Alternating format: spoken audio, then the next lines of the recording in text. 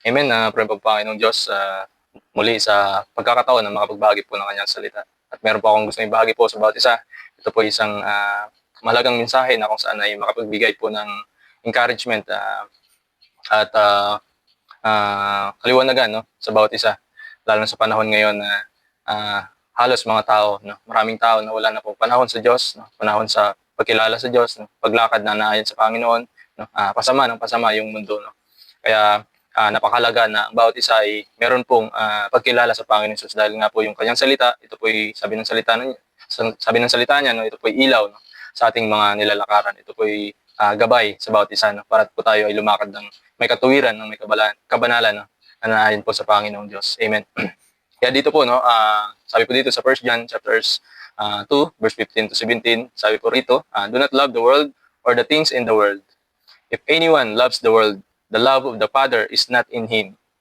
For all that is in the world, the desires of the flesh and the desires of the eyes and pride of life is not from the Father, but is from the world. And 17, and the world is passing away along with its desires, but whoever does the will of God abides forever. Amen. Ito po yung napakagandang mensahe at isang babala, no, sa bawat isa, sa bawat tao na hindi po kumikilala sa Panginoong Diyos. No? Tunay po ang ating Panginoon na napakaibigin, mawain, mapagmahal. No? But ang katotohanan na i-share rin po ay hindi lang po maibigin, mapagmahal, no? But siya po ay humahatol, no? Pinaparusahan ang bawat tao na hindi po kumikilala sa Kanya, no? Bawat tao na patuloy po na lumalakad na na hindi naayon sa Panginoong Diyos. Amen. At sabi po dito, no, na wag mahalin yung mundo, no, o yung mga bagay na nasa mundo. Amen. At sabi dito, kung sino man po yung nagmamahal sa mundo, if anyone loves the world, the love of the Father is not in him. Wala po yung pag-ibig ng Diyos sa Kanya, no. At yun po, mga kapatid, no, mga kaibigan, no, ito po yung malalaman mo sa iyong sarili kung ikaw ba ay namumuhay na naayon sa makabundong bagay, no.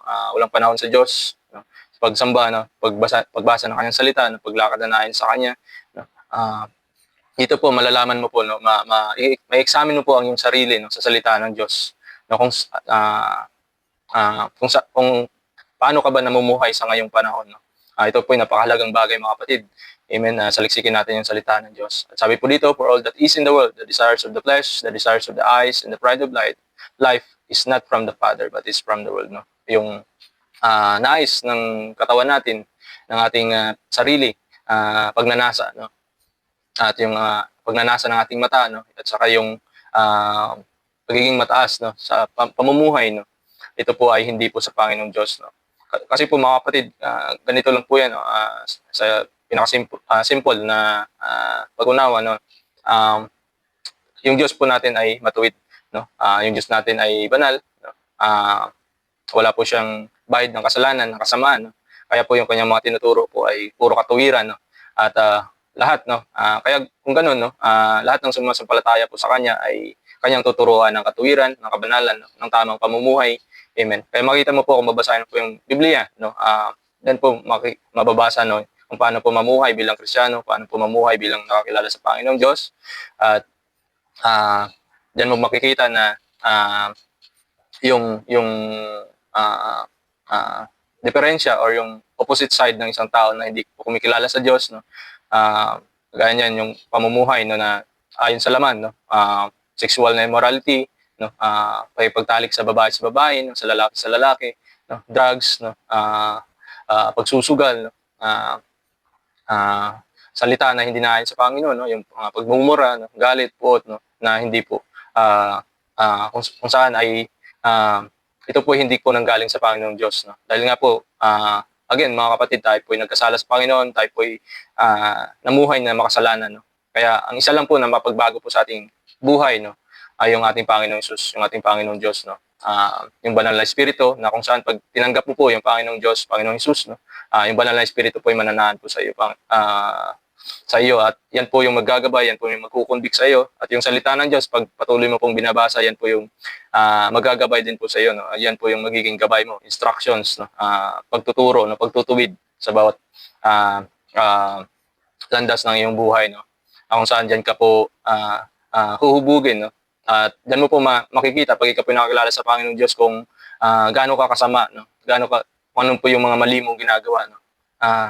Diyan mo marirealize na kailangan mo talaga ng tagapagligtas. Kaya mga kapatid, no, ito po isang warning sa bawat isa, no, sa patuloy na namumuhay na naayon po sa mga makamundong bagay, wala pong oras sa Diyos, no, sa kasamaan, no, ah, ah, ah, sakim, no, sa salapi, no, sa mga posisyon, lalo na po, halimbawa na lang ng mga politika ngayon, no, talagang nag-aaway-away sa posisyon. Amen.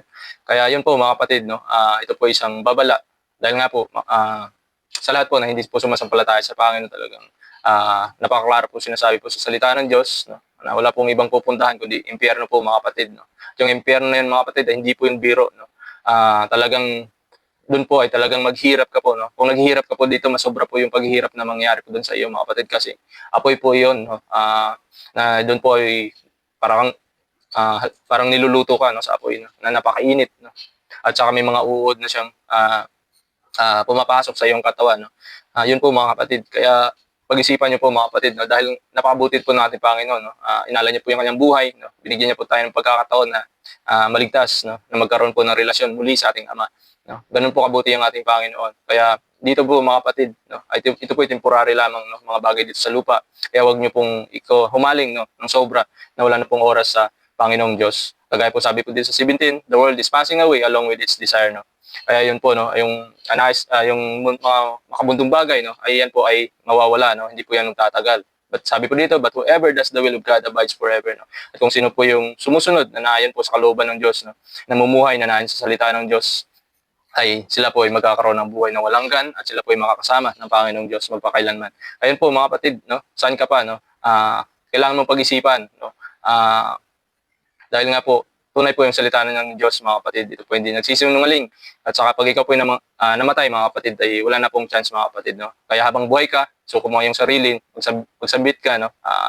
Kilalanin po ng buong puso yung ating Panginoong Diyos. Dahil dyan po, makikita mo, mararanasan mo yung kanyang pag-ibig, yung pagbabago sa iyong buhay, at ang kabutihan ng ating Panginoon. At higit pa doon, no, matanggap mo po yung buhay na walang hanggan at makasama mo po siya ng magpakailanman. Kaya yun lamang po mga kapatid, God bless po sa lahat. Amen.